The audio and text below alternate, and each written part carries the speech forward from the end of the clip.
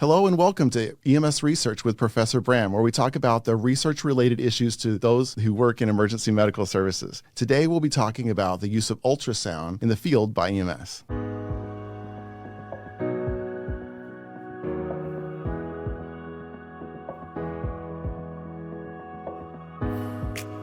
Welcome to the EMS Research Vlog and Podcast from the studio here in Houston, Texas. I'm your host, Bram Duffy.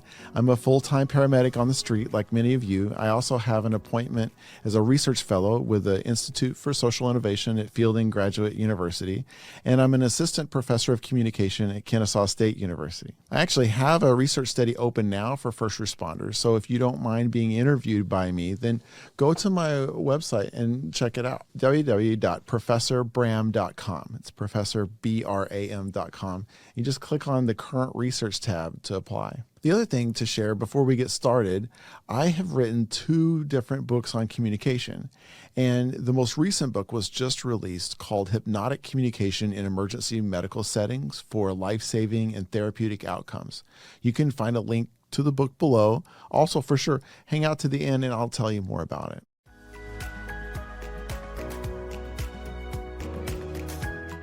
So for today's show, I would like to introduce Dr. Gordon Johnson.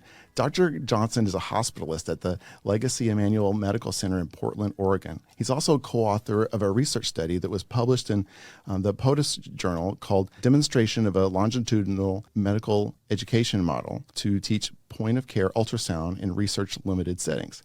This research article is about a study done to see if long-term teaching program could help doctors in places that don't have a lot of resources. So like in rural Haiti, they were able to use the special tool called this point-of-care ultrasound.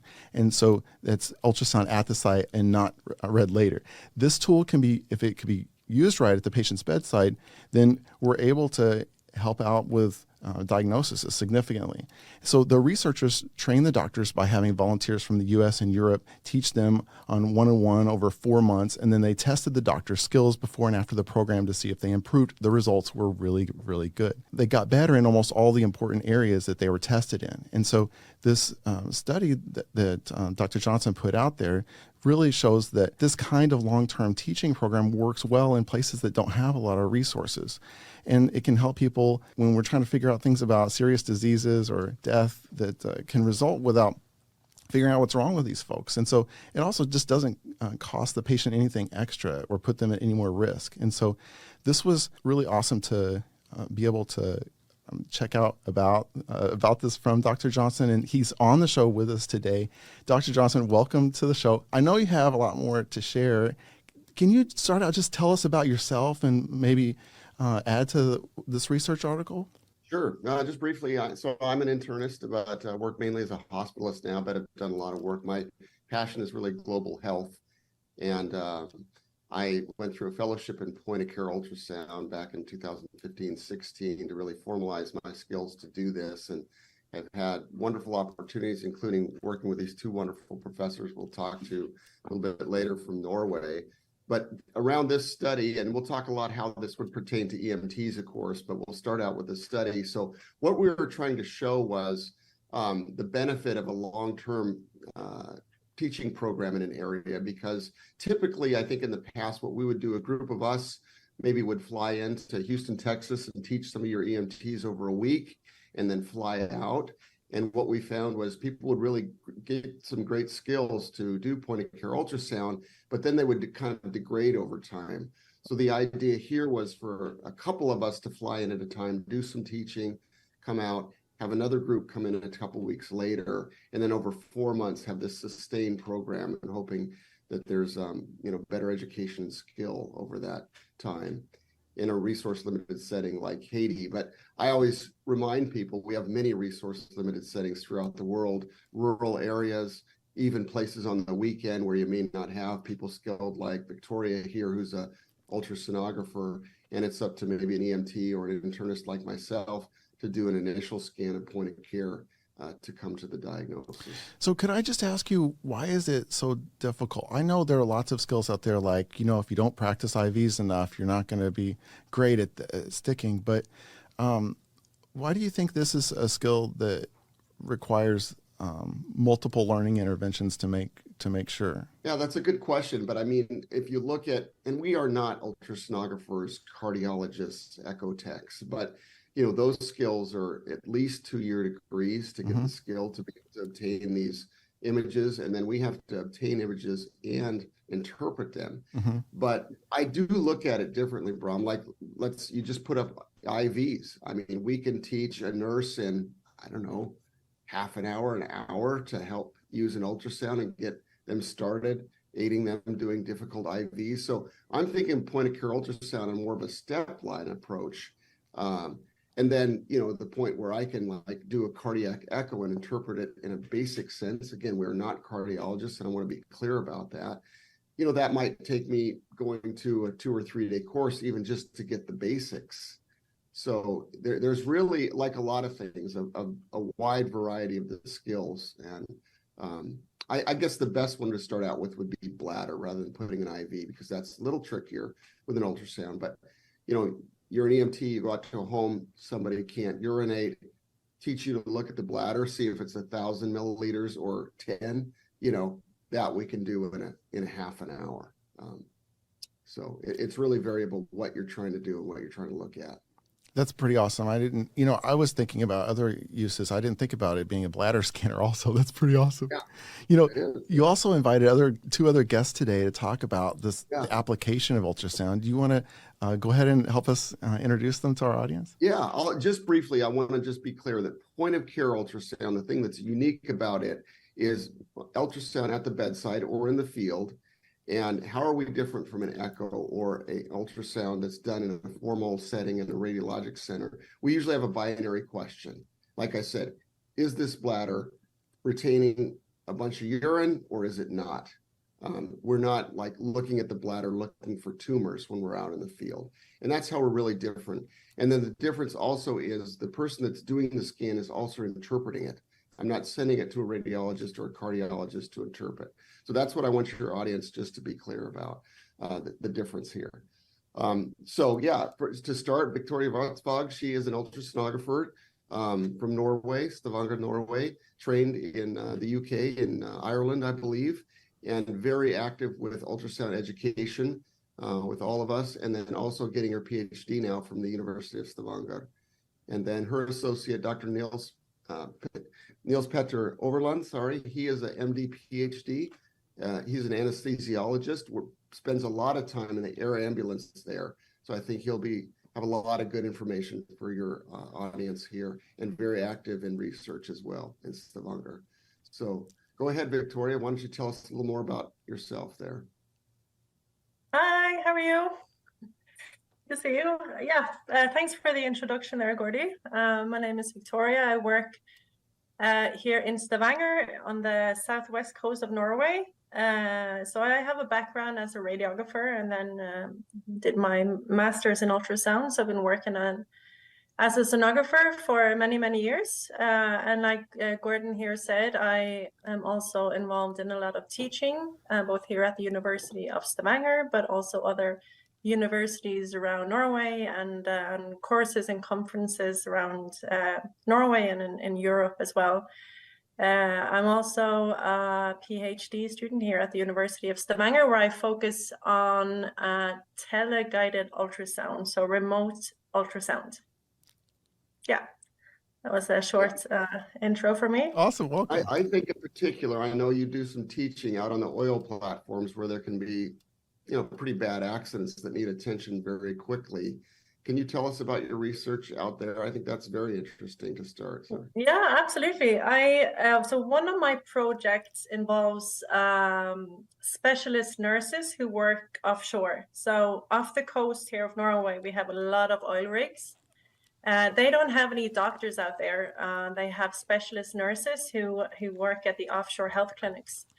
And up until now, they haven't had any access to medical imaging out there. It'd be a bit difficult to fly out a CT machine or an X-ray machine.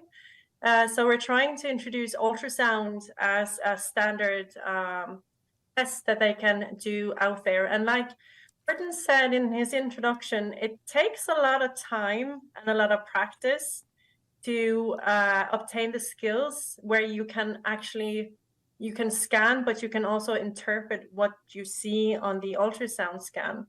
So in my project, I act as a remote specialist. So the nurses are trained to do the scan, but I am the one actually observing the scan in real time while they're doing the scan and interpreting what they see. And like you said, it is not often that quick to get a patient from an offshore oil rig onshore.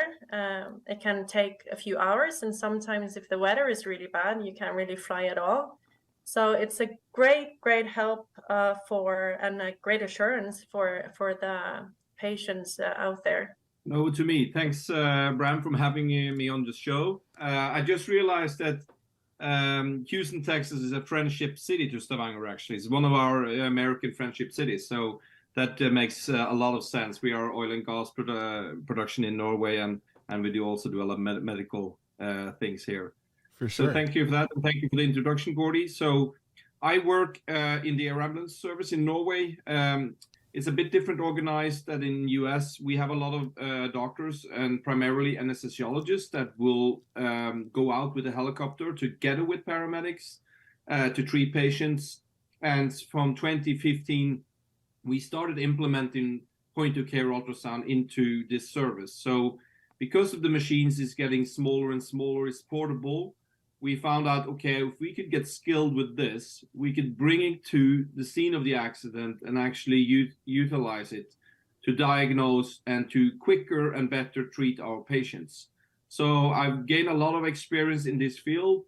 My PhD is in lung ultrasound, so I'm especially interested in how we can diagnose a pneumothorax, for example, or a hemothorax, which is really useful if we can kind of hit the diagnosis directly and start treatment at the bedside. So I think that's the core of what this tool can help us with. And I've been teaching alongside Gordy and Victoria for years now. And as you can hear, we are quite passionate about this, and we're looking forward to some fruitful discussions on the show. Thank you. So when we talk today, let's just assume that no one knows anything so that myself and my guests can catch up. And to start that out, would someone like to kind of explain the point-of-care ultrasound and how it works in sort of simple terms? Yeah, I can jump in here. So to make it very simply, it's an ultrasound that basically plugs into your cell phone. You know, it's very portable. I mean, it doesn't have to be. There's also cart-based devices, which would be explained like an ultrasound that's like a laptop, I guess, is usually what you think. It's generally portable. Again, that's what makes it different. And then the real difference for me is this binary question, a targeted question you're trying to answer in the field. And I am the scanner as well as interpreting it. That's the big difference, I think. Do you guys have anything more to clarify about that? I think you're right, Gordy. So if you compare it to what happens in the hospital, the doctor might order an X-ray. It can take 30 minutes, 60 minutes to take the picture. Then you get an answer back. That's not point of care. So I think the crucial thing is that it's the clinician, him or herself, that is doing the diagnostics using this portable tool. That makes it powerful because it can guide the treatment there and then. I think I can just add, I think, Bram, what you might be referring to when you said explain things in simple terms. So if people don't know what Nils Peter said, what a pneumothorax is, it is a punctured lung, basically. And you can't say for sure if the lung is punctured just by looking at the patient and touching them and listening to their chest. So with ultrasound, you can see straight away if the lung is punctured or not. So that is a binary question. Is there a sign of a punctured lung, yes or no? And then you can use your ultrasound. It takes a few seconds and you can answer the question rather than having to wait until you've transferred the patient to a hospital, bring the patient over to a CT bed or into the X-ray room, do the X-ray, wait for the reports, and then being able to answer the question. So it makes a huge difference to the time spent to diagnosis. So let's assume everyone's at least paramedic level, because I think that our audience is mostly paramedic, nurse, and physician level, and it's just that it's not a technology that we get to use in the field. And so, help me out with this little quiz. Like, can we all list together some of the things that can be diagnosed just right away? We talked about the lung trauma stuff, but what about like if we're going to be looking at the heart, can we check for fluid there, or is there? Tell me more. But can we help me just list some stuff, because this is exciting. Yeah. Can I jump in really quick? Because that's what I was thinking with your EMT. So cardiac, again, we are not cardiologists, but you have a PEA arrest. You're going to put the probe below the heart in what we call the subcostal area. Someone's doing CPR on the chest. You switch providers. You have about 3-second window to look at the heart. And with PEA, the differential cardiac tamponade, I can see a bunch of fluid around the heart. Yeah. Hypovolemia, I see a hyperdynamic heart. A huge PE, I see the right heart is really enlarged, okay? And then often an agonal rhythm for an electrolyte disturbance, or when people, frankly, are dying, and I see this heart barely moving. It really narrows down that differential quickly and changes what you would do in the field. If someone has cardiac tamponade and they're really checking out, you're probably going to put a catheter in there and try to drain that. Right. So, you can see the advantage there, where otherwise you're giving fluids and epinephrine and transferring to the hospital. That's one example, I would say, of looking at the heart, and particularly pertaining to EMTs. There's many more that we do. Can you guys, Victoria, can you jump in with another example? Like you say, we're not looking at any fine details. We're not doing any fancy measurements or anything when we do point-of-care ultrasound. We're looking for growth and pathology. So like Gordon said here, if you're looking at the heart, it's not any measurements or anything. You're just looking for, is there fluid, yes or no? Is the heart pumping, yes or no? And you said, Bram, what can we look at? We can look at pretty much everything from head to toe. In trauma, in addition to looking at the heart and the lungs, obviously you can look for bleeding or for free fluid in the abdomen. You can even look for fractures with ultrasound. Even if you kind of look through bone, you can look at the surface of bone and identify any fractures. So there is a very long list over things you can examine without doing anything fancy.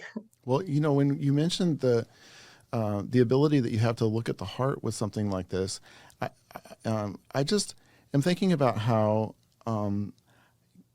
through my years as a paramedic, both in the ER and in the field, I've been in hundreds of CPR situations, and the number of times when I've seen ultrasound pulled out, during that cardiac event is almost zero. It's not zero because I know some trauma cases that I remember, but like that is just to share with you all. That is surprising to me from my perspective, because I don't see that being used. What I do see is I see a lot of assumptions made. Like, oh, we're in PEA, that must mean this, and so I'm kind of in shock because I'm realizing here that Dr. Johnson's saying, hey, we can confirm some of this stuff. We can. And so I actually want to say that I don't know that it's used as often as it could, even when you have it available in the ER. It's interesting, Bram, when you talk about PEA, because ultrasound is actually kind of introduced another concept that we call pseudo PEA. So when you use ultrasound during cardiac arrest, we differentiate between a real standstilling heart, where you still have electric activity, which we call a real PEA. But with ultrasound, you would sometimes see that the heart muscle is moving, and we will call that pseudo PEA. And actually, studies show that those patients has a higher chance of survival, because the muscle is really trying to survive, and we can actually see that. But we can't feel the pulse, but we can actually with ultrasound see that the heart is beating. So there are new information that we can get by introducing this. So in that case, we would think, okay, now my patient has a heartbeat, but they just don't have a blood pressure. Is that kind of the idea that would give me? I would say, okay, it's not just the electricity, the mechanical parts there. It's just not the perfusion isn't strong enough to feel blood pressure. Isn't that what that would tell me? Or yeah, it's you will actually see the heart is beating, but it doesn't generate a pressure, as you said. You can't feel the pulse, but the heart is still kind of active. There is some movement in the muscle.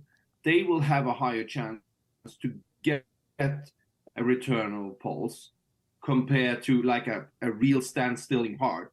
You might sometimes see that there is coagulated blood inside the heart, which is kind of signs that the patient might have been there for a long time without cardiac activity, and there is no use continuing. So it will be a helpful tool in those situations for sure. The other thing I think of in these arrest situations is pulse checks and how insensitive they are, really. But you can put an ultrasound on the neck and look at the carotid, and we have something called Doppler color flow we can look at, and we can see if there is actually a pulse in the vessels much more accurately than trying to feel with your fingers in a crash situation, and especially if the patient is obese. We know how poor that study is. So again, these simple binary questions, and we could train somebody, maybe not to do cardiac, but be able to identify a pulse or not. So I agree with that. And again, just to answer the previous questions, what can we use this for? I like to view it as a visual stethoscope, because instead of listening, you're actually looking. And we talked about punctured lung and pneumothorax. It's a great tool for that. Also to look for fluid, either around the lung, around the heart, or free fluid in the abdomen. I would also like to add looking at the aorta. So be able to see if the aorta is dilated and those kind of conditions. And I was never able to diagnose before I got this tool. So just all these kind of things where your eyes is better than your ears would be helpful. This is what we're always trying to do. We're always trying to diagnose our patients, but it makes me wonder, is the diagnosis always going to be worth it? Because, when we're in EMS, there are different situations where you might be in a city where the hospital is 15 minutes away. So do we want to, go through that? But at the same time, we might be taking the patient to a hospital that we know is so busy, they're not going to see a doctor for the first hour, right? So I think this is sort of situational. So it makes me think, first, is it worth it from the perspective of, yeah, now I know what's going on with my patient for sure, but how much is that going to change the treatment? And so far in our conversation, I got that, well, I'm going to have a good idea if the cardiac arrest is viable or not, right? So I can know if we should continue or not. But how about as far as actual treatments that might be done to see if it's worth it, right? To see if this is going to be an intervention that we make in the field. When Nils Peter to jump in here quickly, but I would also say it helps triage. So he was mentioning the FAST exam. You might have heard of a focal sonography in trauma. And if the abdomen is full of fluid, you're worried about hemorrhage. So that's going to triage that person into that ER. Hopefully won't have that hour wait with a positive FAST exam. But the other thing I want to mention is in Norway, if I'm translating correctly, they call it clinical ultrasound. So if I'm a 50-year-old cirrhotic, I may have fluid in my abdomen all the time. If I'm a 30-year-old female that's pregnant, I've got acute onset abdominal pain, that might be an ectopic pregnancy. And if I've got a little bit of fluid on my abdomen, that's an emergency. So you have to also put it into the clinical context when you're doing ultrasound. But can you two give us more examples of how it helps you triage patients? Yeah, I would use the phrase 4 T's. So I would use ultrasound to try to alter treatment. That's the first T. Obviously, you want to do treatment A or treatment B. So that's where we could use it. Number 2 is you mentioned triage. I think that's an interesting concept. Normally, I would only have one patient. But if we go back to Italy in 2020, the pandemic, they would use ultrasound in the ER to triage whose patient is admitted to the hospital and who's not. So there is all these kind of things you could use to kind of prioritize between your patients if there is a lot of patients at the same time. The third T is transport. So in Norway, we are a long country.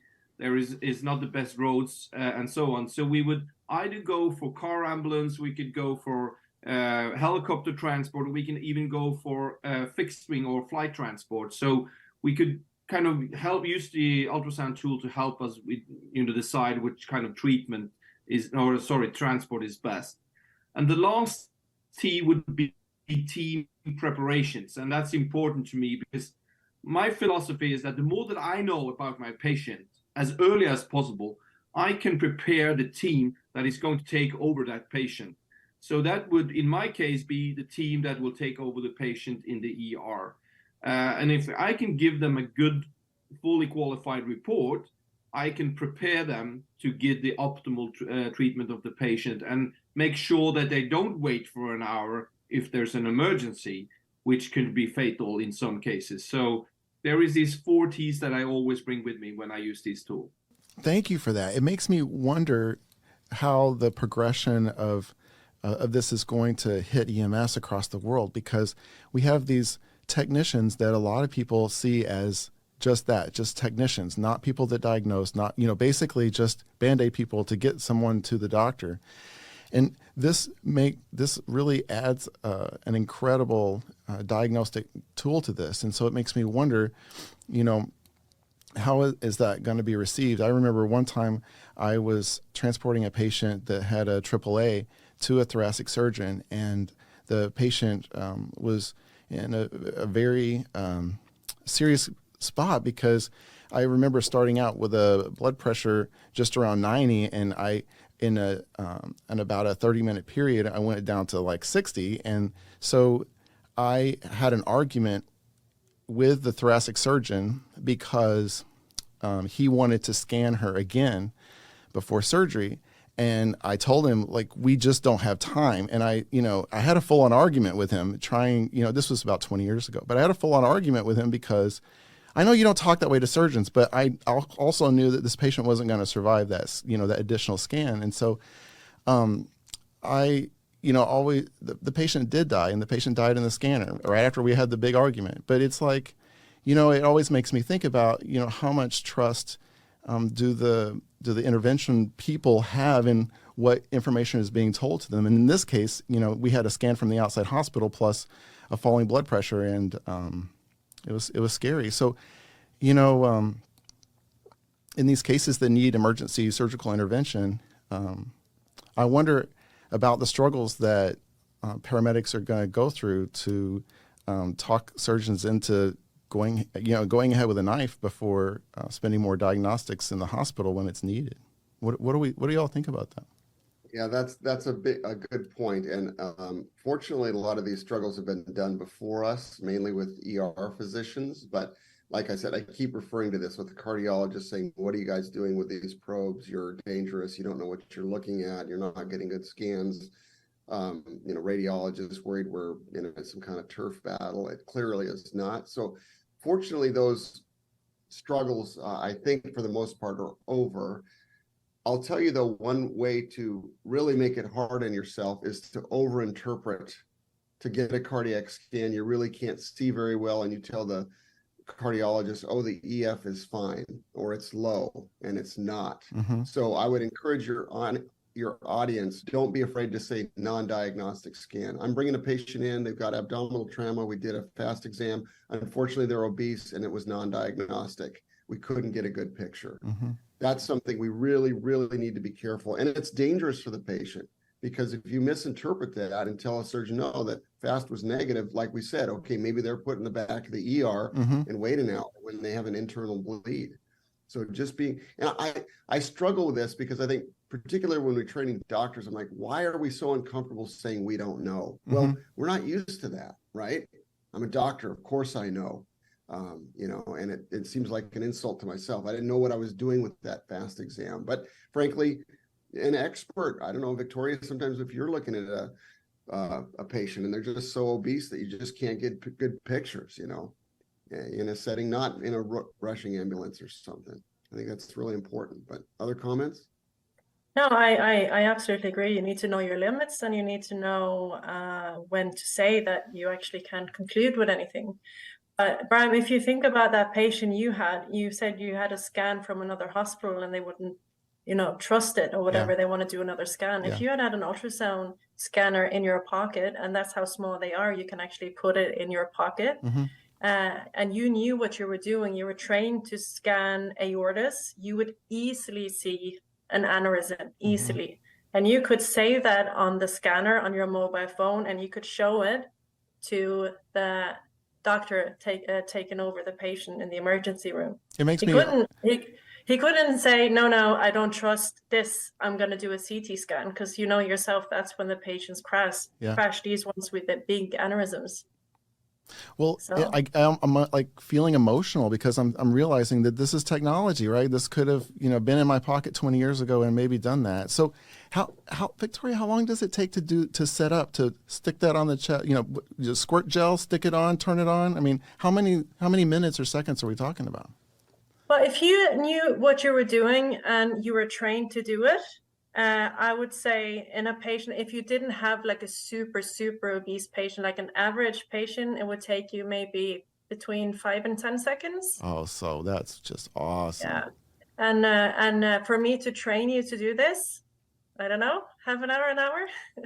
Oh, maybe I don't believe that. I think it'd take me a bit before you get comfortable trusting what you see. But we're not talking 2 years in order to learn these point-of-care protocols that a scan for an abdominal aortic aneurysm would be.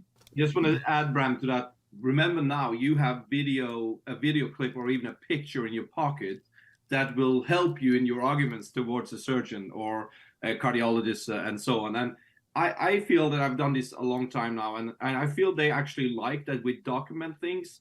They will look at the picture, and even though if they disagree with you, well, then you can have that discussion over your video or picture, and but it makes your arguments much stronger, and that helps a lot. I think you're just adding more information to them, and they like that. This has just been totally awesome. I feel like that EMS is just growing by leaps and bounds, especially with technology like this. And so to all three of you, thank you so much for pushing the envelope forward. And maybe in 20 years from now, we'll be talking about, different kinds of interventions in the field. But right now, from someone who's seen the world without this and can understand the world with this, I thank you. So does anyone have anything else to finish? Yeah, I mean, I would just say, I'd encourage people to start with doing an ultrasound guided IV. I think that's a great place to start and very practical for EMTs. And they're just going to be different levels. And some people say, I'm going to stop there, maybe bladders and IVs. And then there's going to be the other person who's very interested in doing fast exams and cardiac and things like that. And then I always say it's like skiing. You're not going to learn by sitting and listening to someone like me. You got to get that probe in your hand, and you have to scan a lot of people. And Victoria, you can teach them to look at a normal aorta in a half an hour, but they need to see a lot of abnormals and normals, and then really get to know, again, the difference. And again, if they're 500 pounds, that I always say that's the patient that I need help with. But I'd have to say with ultrasound, that's the one where it's very, very difficult. It's still helpful in many of those, but oftentimes you have to throw your hands up, and you do have to get that formal CT or whatever. It's just the way it is. And Gordon, I can just add, and this is a whole other topic that I'm not going to go into, but the problem is often getting the training and having qualified teachers there to train you and to mentor you and to discuss your scans with you. That's often something that puts a halt to learning something like this. But as you, Gordon, with one of your articles, you can also see how now you have available to you simulators and also remote teaching that makes this much easier. If you want to learn, there's you definitely find a way to learn. I always say you just need one patient, meaning this first patient where you're able to diagnose something that you know from before that you were never able to do, just such a good feeling, and then just encouraged to learn even more. So it's a learning curve, but it's not too steep. You could learn this, but as with everything in EMS, you need to practice and use it in your everyday clinical life. And what seems so great is that this can be used for so many different diagnoses. And so from all the way from Portland, Oregon to Norway, now to Houston, thank you all for being with me. This has been a great talk. And I don't know about everyone else that's listened, but I'm really excited about ultrasound and what it means for the future of EMS. I want to also invite you to check out my latest book I co-authored with 4 Arrows, who has 2 doctorates and is an expert on indigenous scholarship and hypnosis. So I just want to invite you to check it out because we introduce a method for communicating with patients on the scene of an emergency that takes advantage of some of the properties found in hypnosis. This book works to change the way we approach and interact with any kind of emergency patient in acute distress because it's going to help you be a better practitioner and use communication as a healing tool. Right now, there's just not a lot of training in how to talk to your patient. And if you've been stuck with a patient for any period of time and you need to have a conversation, it's awesome to be able to have a healing conversation. This book is called Hypnotic Communication in Emergency Medical Settings for Life-Saving and Therapeutic Outcomes. You can follow the link below to find it, or you can find it literally almost anywhere you type in the name or my name. I had a friend that mailed me a book and wanted an autograph. Don't mail me a bunch of books. Just let me know that you want an autograph for the book, and I'll be happy to send you over a sticker. I have some stickers made that are pretty awesome that I'll send you that you could put in the cover. Hi, I'm Will Chaplot from the International Pre-Hospital Medicine Institute. You might know about us because of the literature reviews that we post every month free for your review on our website at iphmi.com and also published through GEMS Online magazine every month. We've been doing them for 5 years, so now we've accumulated over 240 literature reviews over the past 5 years. And we've gotten feedback from our audience that said they'd like to have these things as desk references, so they'd had a rapid reference. Well, we've done it. And there are now 5 volumes of these books, one for each year that we've been publishing them. This is the latest version, volume 5. And as I said, in each of these, there's at least 48 literature reviews. They're all cataloged in the beginning of the book, so you can see what the topic area is, what pages those reviews are on, and how you can find them quickly. And again, these are a great reference, whether you're putting a lecture together, working on a paper, studying, whatever it is. This gives you the depth of field of the science that dictates what we do in the field or what we should be doing in the field or why we've changed the way we do things in the field. In any event, as with all of our publications, we've priced these because we want you to be able to have this book. It's only $4.99 in the hard copy here, and all 5 of them are available at that price. But you can also get them as ebooks, and they're available as ebooks from Amazon, from Apple, from Barnes & Noble, wherever you get your ebooks for the price of $2.99. So again, we don't do this with an aim towards getting wealthy. We do these because we want you guys to be able to have these materials. Relevant information, affordable information, and an access so you can get to it. So you want the hard copies, go on Amazon, $4.99. Go to your ebook store and you get it for $2.99. If you're in the business, this is the kind of material you want to have around to settle those firehouse arguments or to help you put your materials together. Thanks again. See you all soon. Thanks. The other thing before we close that I want to share is that I'm doing a research project related to first responders who live in the United States. And I could really use your help if you don't mind being interviewed over a video call. So go to my website, fill out the form that's at professorbram.com, professorbram.com. And thank you again for listening. I look forward to sharing more insights with you in this next episode. If you enjoy EMS research, please tell your friends, like, share, and subscribe to help others get the message. And then stay tuned for the credits at the end so you can see the research articles that we talked about in today's episode.